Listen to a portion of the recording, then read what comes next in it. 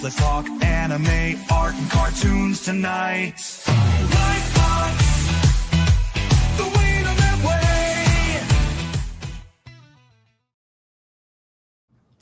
way. Well, we're live. There's people watching. And welcome to Lightbox, the official podcast of Wanimates, the West Australian Animation Association. Whether you're an aspiring animator, a seasoned professional, or simply a fan of the magical world of animation, you've come to the right place. My name is Tanya. And I'm David, as soon as you can see me. yeah, we're all up. Yay! Hey, there we go. And I'm Lindsay. Hello. How are we doing? Hi, and we'll be your guide on this monthly journey into the heart of the animation industry in Western Australia.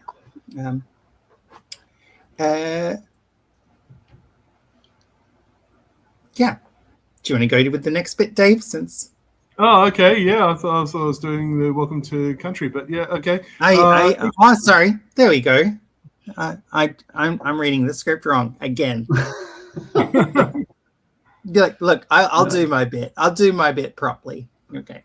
And we'll be your guide on this monthly journey into the heart of the animation industry in Western Australia. Each month, Lightbox will bring you the latest and greatest in animation news, from upcoming films and shows to industry discussions that will inspire and empower the talented animators who call West Australia home. We'll also delve into the creative processes and challenges faced by our local animators as they work tirelessly to bring their unique visions to life. So buckle up and get ready to be amazed as we explore the vibrant, ever-evolving world of West Australian animation. This is Lightbox, and we're just getting started. Excellent. Okay, and we wish to acknowledge and honour the traditional custodians of the land we're streaming from, so the Wudjak people of the Noongar Nation. We recognise and celebrate their enduring culture, the rich tapestry of Indigenous arts, and the invaluable contributions they have made to the vibrancy and cultural diversity of the city and region. Thank you, Dave. But before we dive into today's content, we'd like to issue a quick advisory warning. Now, while our channel is generally suitable for most audiences, there may be occasions where we delve into topics or showcase content that might not be appropriate for younger viewers. So younger viewers, gather around and turn the volume up, really. We strive to we strive to create engaging and suitable content for everybody, but please be advised that some material may not be suitable for children. Well, I guess that rules out Watership Down, I suppose. Parental discretion is advised, and we encourage you to review the content before sharing it with younger audiences. Our goal is to provide a safe and enjoyable viewing experience for all, and we appreciate your understanding and support. Right. In reference to your comment about Watership Down, Lindsay. Oh God, she's got a soundboard. I have a soundboard, and you remember that. Oh, right. Okay. Yes. So I guess it's got all the Hanna-Barbera sound effects loaded into it. Do you have any good Roadrunner ones put in there as well? No, not yet. Good. All right. Shall we Excellent. go to the news? Let's go to the news. Okay, Tanya, before we start, do you want to talk about 330? Oh, yes, the 330 Animation Awards. Well, that's right. They're coming, people. The word will be announced on April 1st. Mm-hmm. So April 1st is our first day, going through April, May, June, and then there's a couple of weeks for the judges to do their thing, and then we have our night. So it's all rocked up again. It's all going in circles. Once again, I'm not involved in it at all. So yeah. My involvement is minimal until the very end, when suddenly I'm the bottleneck, basically. Yeah. Well, considering the sheer amount of my students who are putting films in, I can't be involved in it beyond the hey, that's cool. Fair enough. You might pass your course someday. Yeah. Yeah. Yeah. Cool. Okay, let's have a look at the things that we're gonna be So we've got talking. a few good announcements as far as series have been picked up for a season. Knights of Genevieve and Law Olympic have both been picked up. I think both, if memory serves. Oh, we lost Dave again. Have we? Your transport you- signal glitched out, mate. Yeah, might you have- basically froze mid-sentence. Yeah, better count some fingers. Make sure they're all there. Mm. Okay, let's try. No, he's gone again. But there he is. He's back. Yeah. Okay, I'm still speaking. Can you still hear me? Okay, we hear you intermittently. Yeah. We're getting, yeah. Okay. All right, someone cover the news, and I'll log out and log back in again and hope for the best. No, fair enough. Okay. So, Linz, you want to start this while I chomp on my hot crust bun? Okay, so Knights of Genevieve picked up for a season, as has Law Olympic, which I don't know either of those two productions, so I'm assuming they're the two headline pictures at the top there. And Yes. now I believe that's Eric Peter, or is that the guy who did the two films? No, that's Eric Peter. So Okay, so rest in peace, Eric Peter. He was the French voice actor for DBZ Nappa and Sonic's Dr. Robotnik. So Sonic the Hedgehog fans have a bit of a grim month ahead of them, I think. There was also the 24th annual SPA Awards award finalists, major production of the year. And those included, Do Not Watch This Show, right, from Lee Bones Productions. That's for the ABC. Yeah. Kangaroo Beach Season 3 from Cheeky Little, also ABC. And Space Nova Season 2, SLR Productions, ABC. I'm seeing a pattern here, Tanya. Tales from Outer Suburbia. This is what I'm hanging out for. Flying Bark Productions and Highly Spirited Productions, ABC. I'm hearing good things, and I'm hearing good things about that too. If you haven't already noticed, all our animated shows are now made by our glorious ABC, the Australian Broadcasting Corporation. Nobody is left in the commercial free-to-air market making anything anymore for kiddie winks. They simply, I guess they're not over 55 enough, I suppose. But yes, so for anyone looking for something vaguely animated on the commercial productions, I have seen jury commercial stations and hose ads that go for half an hour and step ladders. But that's about it, really. If you want to see any good animated content, at least for kiddies, you'll have to go to the ABC. They seem to be the only one left standing at the moment. So it's one of the perks of a national broadcaster and I guess a non-profit model, I suppose. Anyway, the last conclusion, the Annie Awards 2026. So we have congratulations to the K-pop Demon Hunters, no surprise there, Arco, Common Side Effects, Win or Loss, and Love, Death, and Robots. Yeah. Each of those was a winner of the awards in the category and multiple awards throughout the nominations. Multiple awards throughout different categories as well. So they're really the big scores of the night. That's pretty impressive. All right. Okay. Coming soon, I guess. Yeah, so we have a few releases. Oh, unless you want to pick it up, Dave. Yeah, I'll pick it back up. Okay, so March 12th, we've got Goat and also Arco coming out this Thursday. Both are great movies. Arco is exceptional. March 14th, and through the Alliance Francaise Film Festival at Palace, Luna, and I think Luna SX, or was it Windsor? Might be Windsor. Anyway, they're showing Little Emily, or The Character of Rain, which is, as like Arco, one of the nominees for the Academy Awards for animated long animated films. March 19th, we have JoJo's Bizarre Adventure, Steel Ball Run, coming on Netflix, I believe, for that one. March 26th, Hoppers is hitting the cinemas, and we've been hearing good things about it, I believe, from its American release. Biggest opening for an original story from Pixar since Coco. So 88 million in its first opening weekend, I think. So That's pretty respectable for this day and age. People actually like looked both ways and scuttled off to the cinema. You'd think that they need to be distracted from something. I think this could be a great decade for escapism, assuming they survive it. Yes.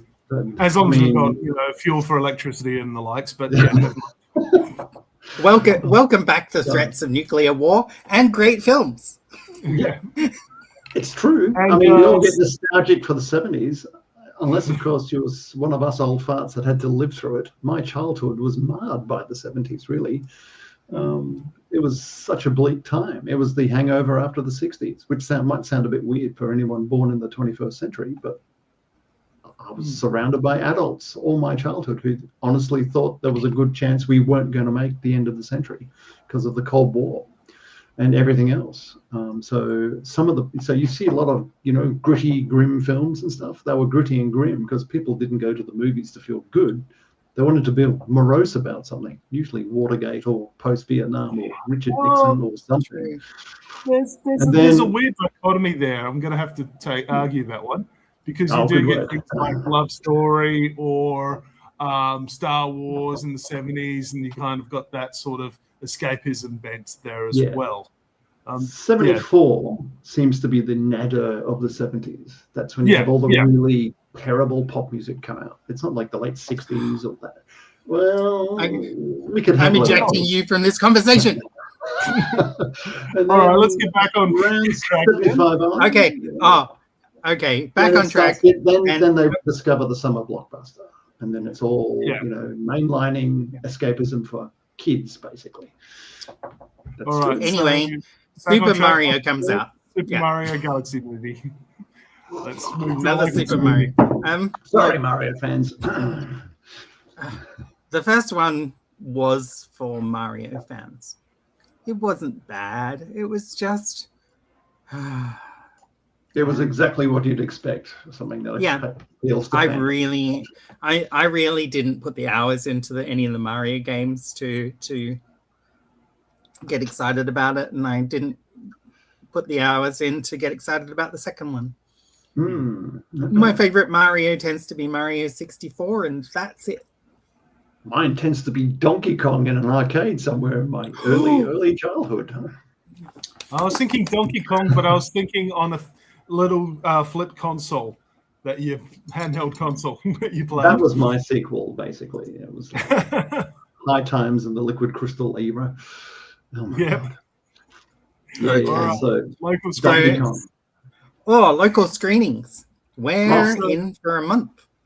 Yeah, we've got a good lot of this is Revival House, but Luna's coming in strong with the anime. So March 7th, Mulan. March 7th, also Final Fantasy, The Spirits Within. Hang on. Isn't that like 2 days ago? Sorry. I'd recommend going and seeing it for the experience of sitting through a terrible movie. If you've never had... Well, you'd have to travel back in time. My bad. I wrote the script a while back. So March 8th, Classic of the Coma is also out. March 14th, we have Shrek. March 19th, I believe we've got the start of Luna's Tokyo Nights. So they've got a series of animated movies that they're going to be showing every week on what's 19th? That's Thursday? No, Wednesday. Wednesday, I think. I can tell you exactly. It's a Thursday. Angel's Egg is a bit like Jodorowsky's Dune, except if someone had actually made it. It's this kind of strangely it's weird, surreal and strange. It's worth seeing. It's beautiful. But yeah, if you're going for a coherent, plot-driven film, it's not Angel's Egg. No, surprise me. Okay, March 20th, Through a Scanner Darkly at the Revival House again. March 22nd, Classics at the Como, so classic Warner Brother animation put together. March 26th, Paprika at the Luna. And April 2nd, Akira at the Luna. Wow. Yes. Okay. Am I imagining things, or is Luna suddenly turning into the new Valhalla? They are doing a lot of. They're expanding their repertoire. They're still showing independence, but they're shifting, doing a lot of repeat horror films on, I think that's Wednesdays, Tokyo Nights on Thursdays, and of course they're still doing the Monday double. So Damn, a lecture on Thursday nights. Apparently got Night of the Living Dead starting the whole horror cycle. And then Frankenhooker the following week. It's going to be an interesting Yeah, that'll be the I believe it's the Wednesday night horror. Yeah. It's well worth your time. It's absolutely. Yeah. All right, so on to the monthly topics, and we're doing something a bit different this time, as you might have had a glimpse. We've talked about animators before. We've talked about stop motion animators before. We've talked about series. We haven't actually talked too much about voice actors. So we're trying out doing a voice actors this month and looking at two relatively recent, shall we say, voice actors. Yeah, they've had decades in the industry, but decades of career, but yeah, they're still going. Yeah, they're still in demand, actually.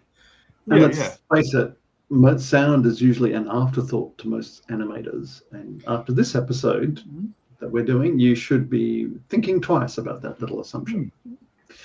Absolutely. So let's get in, and we're doing Mark Hamill and Patrick Warburton as well. Let's talk about Mark Hamill. All right. Okay. So so let's go through. Look, we're not going to go through his 380 odd roles that he's done. We're certainly going to acknowledge he has a prolific body of work and go through some of the most popular. But I'll just go through a brief history first. So he's one of 7 children. Father was in the Navy, so shipped around a lot. He had a childhood inspired by comics and TV. Often cites The Wonderful World of Disney as part of his fascination because it was one of the few things in the 60s and 70s that actually showed how the sausages were made as far as films and animation goes. I think the kids today have missed out on The Wonderful World of Disney, and we need some way of getting it out there again. Like when people hear The Wonderful World of Disney, they instantly think the cartoons, but The Wonderful World of Disney and the series of movies and documentaries that came along with that were amazing. And the fact that I grew up with a lot of those things as well. So it's good to know that I'm inspired in the same way that Mark Hamill's been inspired. Yeah. I can relate to that too. My primary school life was punctuated by stories of the goodies, Doctor Who, and on occasions, really good movies coming out of the wild world of Disney. Usually 2-parters that have a 15-minute episode a week. And it was one of those things that did let you have a glimpse behind the curtain before things like, for us, Entertainment Tonight or stuff comes out, or studios started to release their own documentaries of making-ofs that occasionally screen on TV and later become extra on physical media. I think I learned about multi-plane cameras on the Wide World of Disney. Yeah, exactly. So, and around on YouTube, I think I saw that on that show and things like it. So, yeah. And one of the things that fascinated him was Clarence Nash, the voice of Donald Duck. You know, apparently quite a dapper-looking man in a suit with a voice that you would never imagine when he went to the character.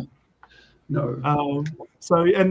Hamill was a bit of a geek in a lot of ways. He used to research classic cinema in the library.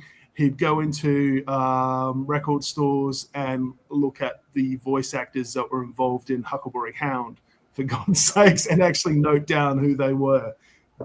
Again, before IMDb or anything like that. So, when you see interviews with him, he'll often do impressions, and this is something that he's done since a young age. He expressed himself as a kid. His Harrison Ford is spot on. Oh, it's terrifying, isn't it? It is so good. Yeah, it's very good.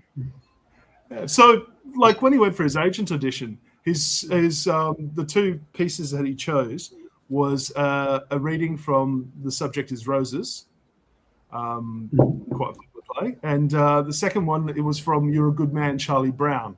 So Really? that says a lot about him and how it was. So his early career always seems to be split three ways: film and TV, stage, and voice work. During the 70s, Hamill appeared in a lot of TV, so General Hospital, Cannon, The Partridge Family, Night Gallery, The Bill Cosby Show. Basically, cop shows, soap operas, a couple of comedies, and a couple of TV movies. However, he was also doing work for Hanna-Barbera at the time.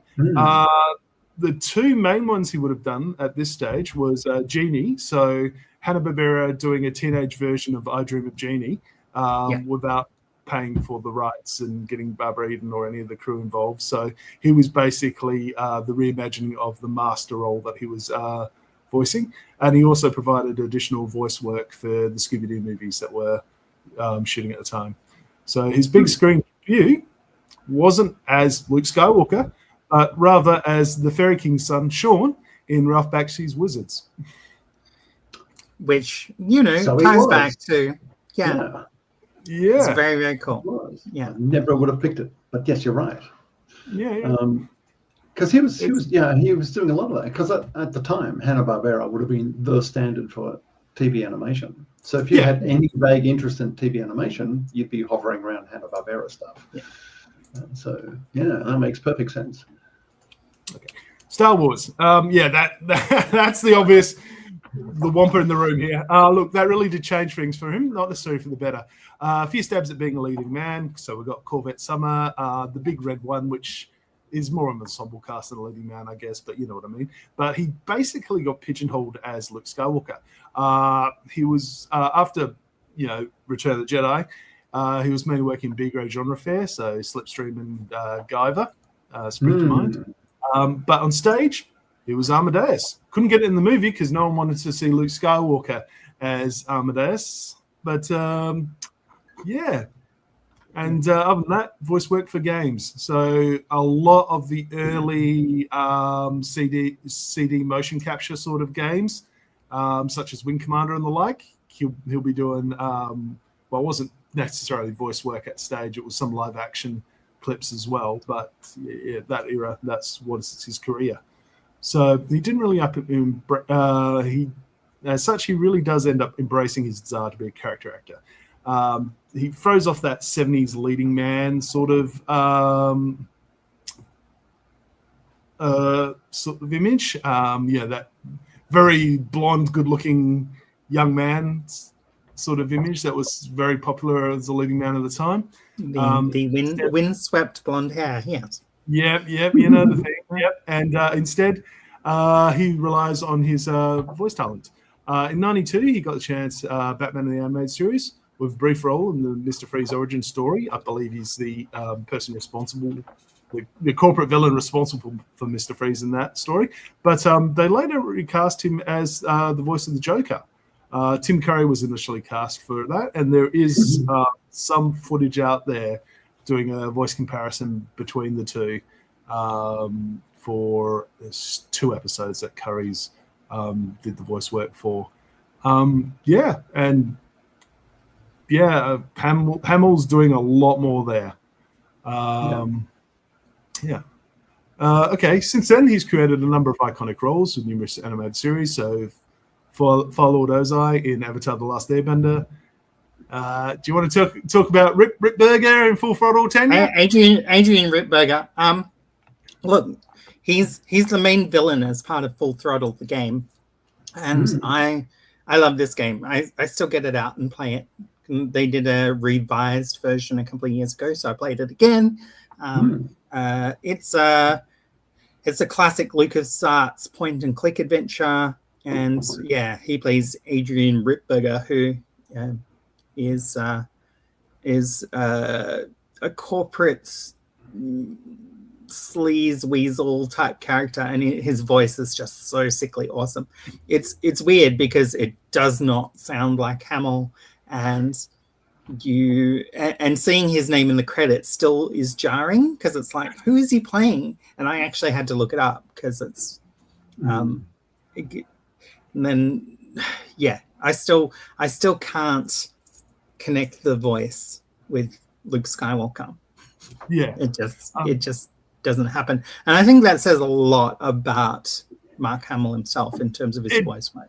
It does. Like skipping the regular show, I didn't include him in this list because I completely forgot that was him. You know? He's got a heck of a range. Okay, and yeah, he was Skeletor in the recent Revelations and Revolutions for Masters of the Universe. And he was involved in a number of the early Ghibli films. Laputa's the one that I noted down because he's a villain in that. I assume that's the English dubs, you mean? Yeah. But by far the greatest role that he's been associated with is the Joker. The working friendship between Kevin Conroy and himself stretched across multiple series, films, and video game franchises. And yeah, he's one of the most iconic voice actors for that character. So let's talk briefly about that. So the version of the Joker is a little bit Claude Rains in The Invisible Man, a touch of Blue Meanie because the initial photos he was given of the character was the smile, and his first recollection was that's all teeth. That is absolutely all teeth. So it triggered that sort of memory in his mind. And the laugh is from Amadeus, from when he did the stage show. That laugh is often different for each occasion because Hamill himself is a comic book fan and noted that it needs to be like that because sometimes the Joker will be described as ha ha ha, sometimes he he, various other sort of inklings in the actual comic book himself. So yeah, he was adamant that they had to have different laughs for different occasions. So he's filled the character with various laughs. He's also an odd one because he has a habit of standing while reading and giving a performance while doing the work. Other people will be sitting in their boxes with the microphone there and the sound wall around them. But Hamill will actually stand behind it and project, allowing him to project more, and will articulate, do actions as he does his role. He's being animated essentially when he does his voiceover. Yeah. There's a good analysis for his performance. Sorry, I can't remember who actually did it, but the way they break it down is it's pitched nasally and high, so the brain reads it as untrustworthy. It slides in registers, seemingly at random, so you can't actually become accustomed to it as such, and it still creeps you out at all times. And finally, for the laugh, he drops more to his original register, and that makes the laugh echo as if from somewhere else. It's almost unearthly coming from his character. Nice. Yeah, that's the analysis. So yeah. Well, having owned The Invisible Man, that's James Whale's 1933, not quite the follow-up to Frankenstein, but near enough. There's a very famous scene in that film called the empty shirt scene, or the shirt scene. It's a real cheesy one. It's where the Invisible Man takes his clothes off and all he sees this shirt floating around. Yep. And it's just some really cheesy superimposition. But it was absolutely mind-breaking at the time. But if you listen to the dialogue of that at the same time while he's busy cackling and taunting his pursuers, then that's definitely an inspiration for the Joker. It sounds so much like him. It's pretty good. Actually, you should check out The Invisible Man. It's pretty good. I mean, it's 1933 and it's British, but it's good. Go on. Claude Rains. So, Claude Rains, absolutely. So you could say he was like a precursor to that sort of character. But yeah, he was playing lots of voice parts, and he was in a lot of soap operas. He would have been the cute teen boy type character. And then, George Lucas shot him into the orbit, basically. And I think his biggest problem after that was not being typecast, because everybody wanted a farm boy from Kansas. Everyone wanted Luke Skywalker, yeah. So and it was a problem at the time for a lot of sci-fi actors. Look at the Star Trek crew. Yeah, absolutely. They get stuck in a groove. But the thing is, he's played 380 characters, and they're all wildly different to each other. So the thing he's got is range. He does have range, absolutely. Like I would say that his voice is not as strong for Skeletor as as Alan That's Oppenheimer. Like That's Alan fair. Oppenheimer, his voice like resonates into my adulthood from my childhood. Skeletor's voice is distinct and perfect for that character. And Yeah. and I was hoping Hamill would do closer to an impersonation of Oppenheimer for the role in Master of the Universe, but yeah, he hasn't as much. It doesn't feel the same. It didn't have the same resonance, I suppose. Whether you go for it or not, I think that's the one of the things that drew me away from the Master of the Universe Relations of revival. Evolutions. Yeah. Well, it's interesting because when he plays the Joker, I mean, he's played the Joker at least a dozen times in a dozen different cartoon series and movies, or something like that. Yeah. And the thing is, he plays it differently. He plays the same character with the same voice differently in each one, because each one's got quite a stylistic difference. Like the game version in Gotham, for example, is quite different to like the kind of highly stylized Art Deco version you see in some of the 90s animation. But it's still the same character, but pitched differently to fit each production. Yeah. So that's kind of interesting. Yeah. And you've got to remember, he was able to trot out that character when he was reading Trump's tweets in the Joker book back in the first Trump presidency.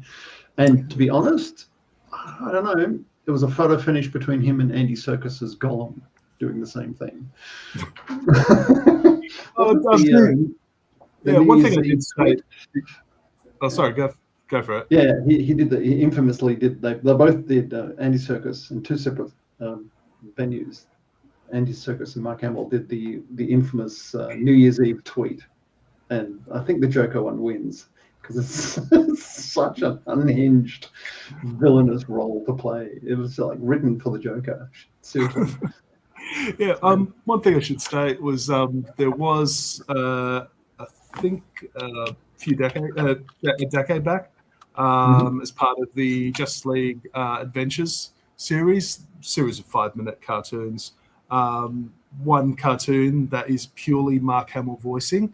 It's the actor Mark Hamill is kidnapped by the Joker and the Trickster, both voiced by Mark Hamill, and ultimately saved by Swamp Thing, voiced by Mark Hamill. And it is a lot of fun to see it because Mark Hamill throws the two villains into confusion by voicing each other, slagging off the other person's plan and playing at them. That must have been a nice cheap episode to make. Yeah. It's DC nickel and diming its audience. Well done. All right. Anyway, well, I guess I'll pick up the next bit.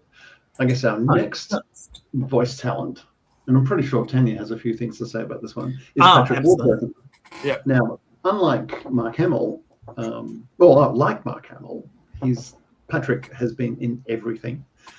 To be honest, I didn't really know the actor, mainly because he hadn't played a Luke Skywalker character, I guess. But it was only when I was kind of preparing for this podcast that I realized I've actually been a fan for a long time, because half of his characters I've really, really, really liked. He's a large lantern-jawed actor with an incredible baritone who plays lunkheads, and all his lunkhead characters are large lantern-jawed guys with incredible baritones, basically. But there's always something else that he adds to the character that just makes it compelling. It's not like he's just playing a type, even though at first glance it might seem like that. A lot of the characters are slight variations on his own voice. Yeah. He doesn't throw characterizations out there in the same way that Mark Hamill does. His voices are very much within the realm of Patrick Warburton's voice. But yeah, definitely have each has their own voice, so to speak. And there's nuance in his portrayals as well. That's true, because all of them are self-aware to some degree. They're not just mindless stereotypes. Yeah. I think his most famous one would have to be Gronk from The Emperor's New Groove in 2000. And he does this amazing double act with Eartha Kitt, who's a completely different barrel of energy, basically. Yes. Now, Eartha Kitt, Fantastic. you see some of the behind the scenes of Eartha Kitt voicing, was it Yzma? So there's Gronk and Yzma. Yeah, Yzma. And she's one of those characters that basically stands up and puts her all into it, to the point where she's frequently losing her microphone, her headphones across the room type thing. So it's fantastic stuff. Yeah. So they end up as a fantastic double act. I mean, it's the usual big henchman, the large fat henchman versus the small weedy smarty pants one. You know, you've seen that formula so many bloody times, but it's freaking brilliant. Same thing we do every night, Pinky. That's right. And they basically made that entire film worthwhile. You could get rid of all the other characters and just have those two, and you could just watch that film on repeat for days on end. They do it really well. It's really good. The other one he played was The Tick, the live action Tick, back in the 2000s. The first live action version of The Tick. Yeah, that's right. So it was about 2005 or 2001 or something. Yes. So yeah, I mean, I find his live stuff's a bit flat. I think when he's paired up with an animated character, he really comes off well. And then after Gronk, I guess the other big one would be Brock Sampson from the Venture Brothers. The Venture Brothers is a solid, amazing series. It delves into tastelessness. So if you're just be aware going into the Venture Brothers, because Brock Sampson's character is the one cool, calm, collected, potential serial killer type character amongst a bunch of crazy people. He's the ultimate 70s macho tough guy, you know. Yes. He's the old-fashioned style of tough guy who's basically tough. He's like a block of concrete.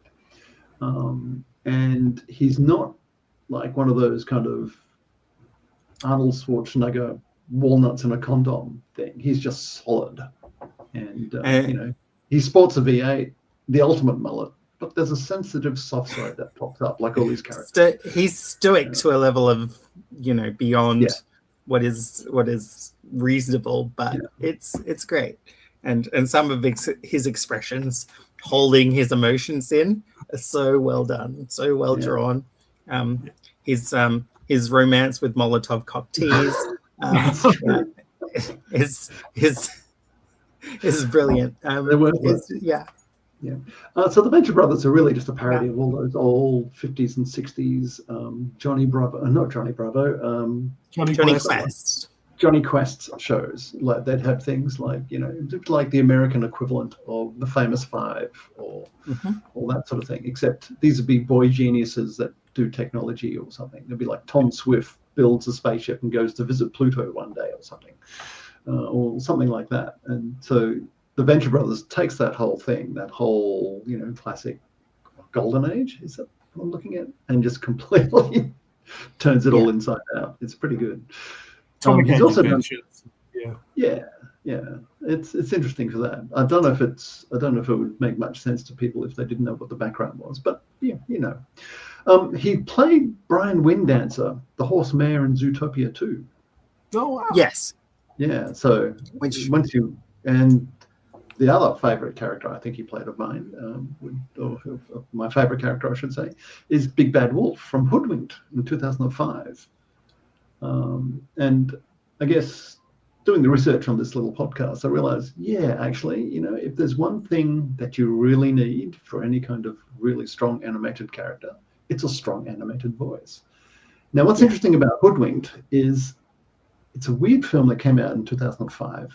It came out at a period where there was things like A Shark's Tale and robots and, there was a whole pile of them. Several Shreks had come out. And so people were sort of finding their way through 3D.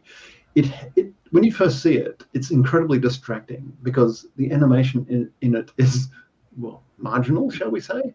It really feels like it's barely being blocked out. And it had a production budget of $8 million, which is just bugger all for this sort of thing. If you look at things like, you know, A Shark's Tale or Shrek, these are productions that are, even a cheap production is sporting $40 million or $30 million. A not so cheap production might be $80 million. And so Hoodwink comes out with got 8 million, and it looks like it's been put together by a bunch of students on a string and a prayer. And it's got all these A-listers in it because Harvey Weinstein had picked up the distribution. So this is during that Weinstein age. It's probably one of Weinstein's few positive contributions to Western culture, I think. But And basically, he deserves to stay in jail, does. despite what Judi Dench is saying. Oh, yeah, I'm not going to ask. Oh, look, I was in China once or twice, and even then I was hearing stories about how he got, into trouble in China. They just didn't tolerate that behavior at all. But anyway, he was the distributor that picked up the film. So in a sense, he kind of saved it in that respect financially. But what he did do is he replaced most of the original voice talent with A-listers. So people like Glenn Close and Anne Hathaway and stuff like that. But one of the few voices they didn't replace was Patrick's.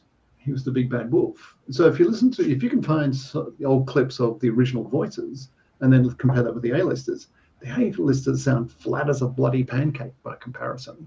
In fact, the A-listers complement the flat animation really well. It's a bit hard to say. But the wolf stands out because he's got Warburton's amazing baritone behind it, and so he's got a bit of a presence there that some of the other characters are not quite there. So the thing is, the film was made for $8 million and scored something like 100 million at the box office, which in terms of films is a freaking runaway success. You've got to remember, if you make a film, you've got to get at least 2 or 3 times your budget back before you just break even. And of course, this thing went bonkers. And it became a bit of a cult classic, and the writing's quite witty, and it's very, it's kind of fun. It's like a Red Riding Hood done as a police procedural, but in the structure of Rashomon, where there's 4 different witnesses giving 4 wildly different accounts of what's happened, and the villain, of course, is none of them. It's pretty cool. But yeah, so I guess if there's a punchline to this whole podcast. If you're going to have animated characters, you definitely need animated voiceover. All the voices that you remember, all the characters you remember will be things like Eartha Kitt bouncing off Patrick Warburton in The Emperor's New Groove. It'll be Mike Myers doing a kind of weird Scottish Shrek impersonation. It'll be, Robin Williams in just about anything, really. He was so energetic that he pretty much took over any film he was in. But you know what I mean? Eddie Murphy, I think, was in Shrek as the donkey, and all those sort of characters. And these are all larger-than-life personas that are big enough to fit your larger-than-life characters. Okay, so that's the thing. I think we should take away from this. One thing I've seen so many animations do is that they underestimate their soundtrack, and it's really important that you've got a character in there to work with. So you've got the visuals all worked out, and you've got the sound as well. And this is why we're showcasing voice talents, among other things, because a lot of your most look at the Joker. It's been on so many different forms and versions in cartoon form, but you still hear that voice and that distinctive laugh and all that. You know exactly who we're dealing with, and that laugh kind of glues all those wildly different cartoon series and movies together. Really. If they had different actors doing that same thing, it wouldn't be anywhere near as effective, I don't think. So yeah, that's my 10 cents on the case. And it definitely, it's one of those things you really, really, most animated films animate around their vocal dialogue that they've recorded before they've even started the actual production. Yeah. And we all lived happily ever after. There we go. So in terms of the amazing stuff, like Patrick Warburton is not afraid of lowering himself right down to doing any sort of any sort of thing. Yeah. So was Mark Hamill the Joker in the Mystery Incorporated series? Is the question. No, but he was Baby Clown and another role in Mystery Inc. No, Mark Hamill. Yeah. Was this Mystery Inc? I Yeah. believe it was there was 2 other roles that he had in this drink. It was Baby Clown and someone else. That's right. Yeah. 210. Because Patrick Warburton was Sheriff Stone, Yeah. and Clown. Ah. Yeah, so I knew there was a bit Well, of a there's- crossover. Like, Yep, a good spot. Yeah. Okay. No, there was 2 roles. I'll see if I can find it on IMDb. But yeah. there's he definitely Joe Swanson is one of his big roles from Family Guy. Like Family Guy, love it or hate it, it's gone on for several years. It definitely has an audience, and it does do some clever things. His character, like generally, and this is not always the case, is treated as a equal part of the group of guys, despite being in a wheelchair, which is really cool. Yeah. And yeah, he's a main part of the cast. His live action TV series Rule of Engagement went for like 4 seasons. Was where standard, wife and husband have hijinks kind of, which is a good series. He's the voice of Grandpa Shark in the Baby Shark TV series. Yes. No. Wow. All right. Yeah. So he's definitely out there and prolific. In the TV series, A Series of Unfortunate Events, not the movie, he's Lemony Snicket. Oh, Yes. okay. So, yes. He's Lieutenant Thal in The Orville, who is the elephant fellow we see in the center over there.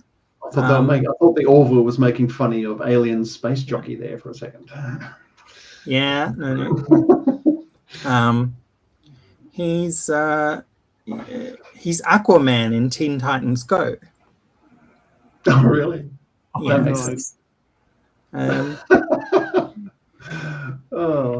He's got so not just Mad Wind Dancer, he's definitely got a lot of things under his belt, and he's been very prolific in the voice acting. He's a character from Borderlands, the game,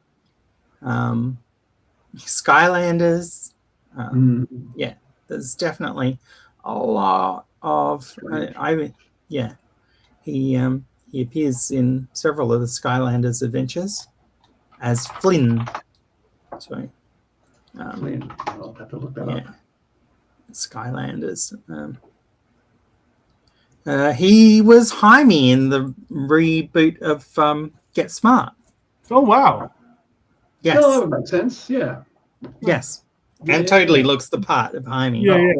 It's completely the part of Jaime.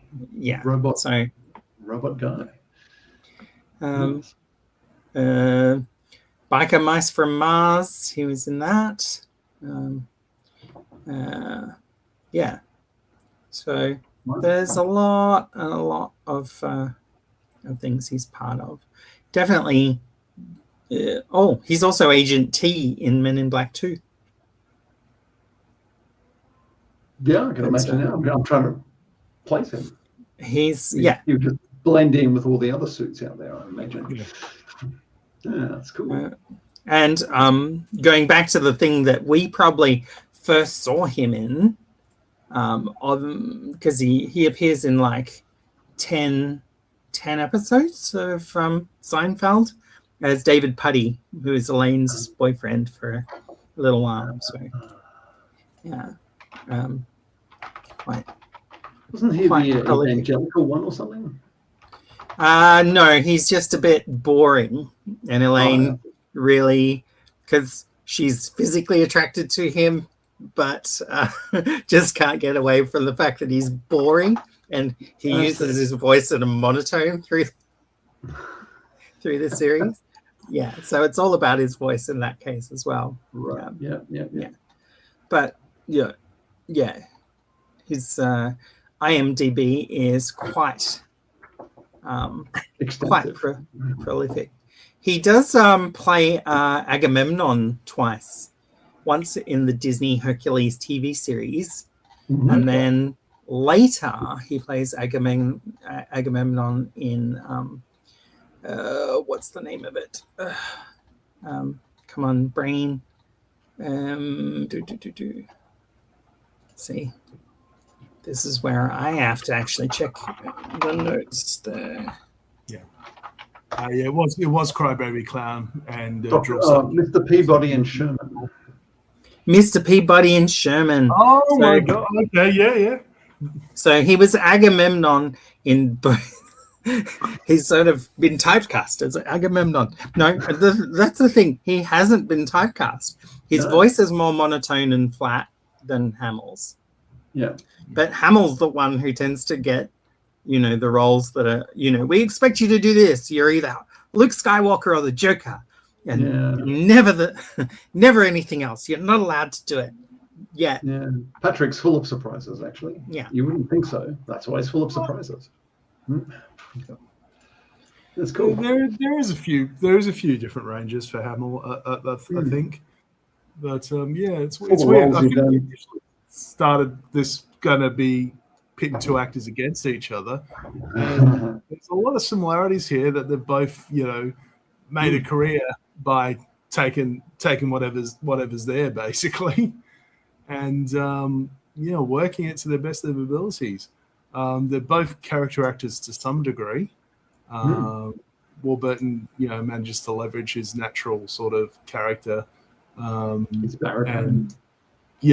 change it with each sort of interaction. Whereas Hamill,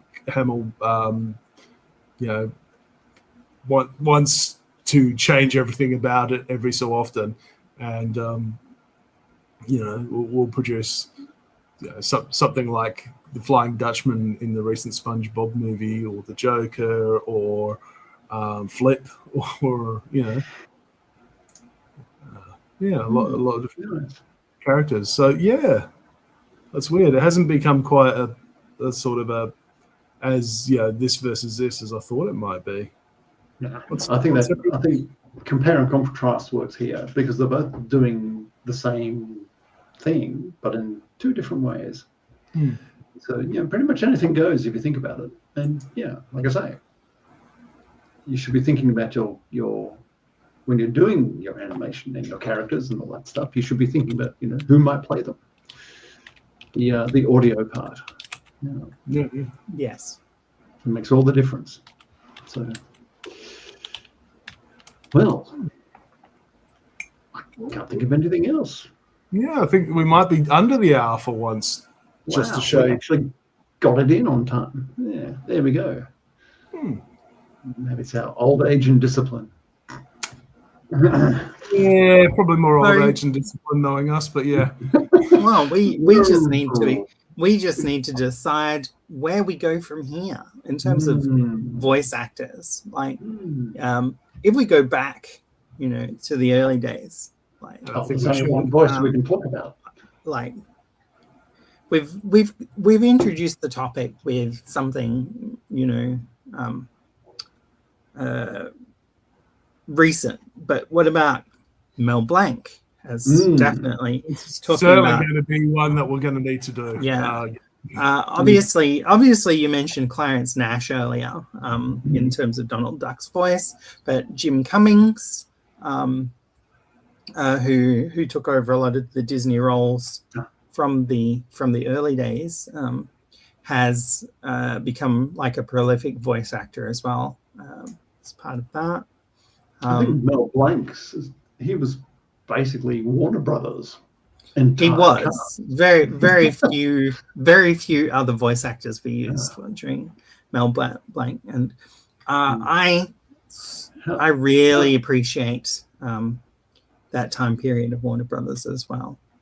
I remember the half-page newspaper ad that came out when he passed away, and I think that was I swear I saw it in the West Australian, but maybe I didn't. But when he passed away, it made It was headlines on the news.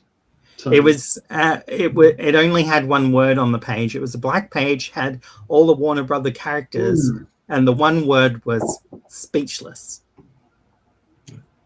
It was really, really, really, really a great memorial to Mel Blanc. But I think we can talk about Mel Blanc on his own episode.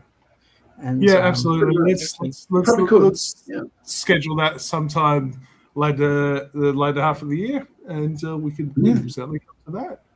Yeah, absolutely. Cool. Alrighty. Okay. Well, delve deeper into the worlds of animation next time, in a month's time. Yeah. Looks like we got some spam on our chat. Yeah. I'll have to deal with that. Oh, having a rabid fan can be good for us, I think. Is it through? It's through Twitch, obviously. Of course. Twitch. It's Twitch. Yes. So. All right. Anyway, let's potentially head off out into the evening. Spend time with our loved ones, and later on experience the wonderful world of animation.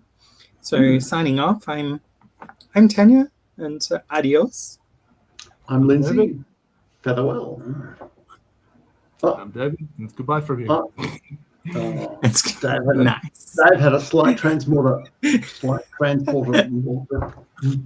Okay. Good night, everyone. Catch us later.